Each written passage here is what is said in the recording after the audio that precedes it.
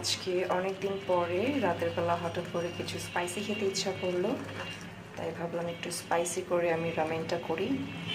So এখানে spicy sauce and cabbage দিয়ে আমি রামেন নুডলসটা করে নিয়েছি।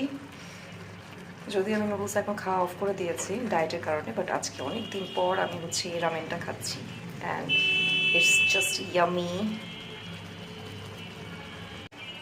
আজকে অনেক দিন পর হঠাৎ করে স্পাইসি কিছু খেতে ইচ্ছা করলো রাতে, তাই আমি এখানে স্পাইসি করে রামেনটা করে নিয়েছি। এখানে স্পাইসি সস, ক্যাবেজ এগুলো দিয়ে আমি রামেনটা করেছি।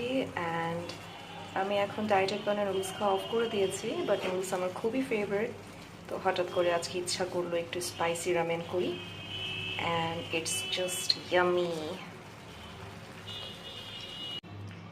লাস্টলি আমি এটাতে মিক্সড করব একটুখানি গার্লিক সস। গার্লিক সসটা আমার কাছে খুব ভালো লাগে অ্যান্ড এটা একটা ফ্লেভার আসে, খুব সুন্দর একটা ফ্লেভার আসে।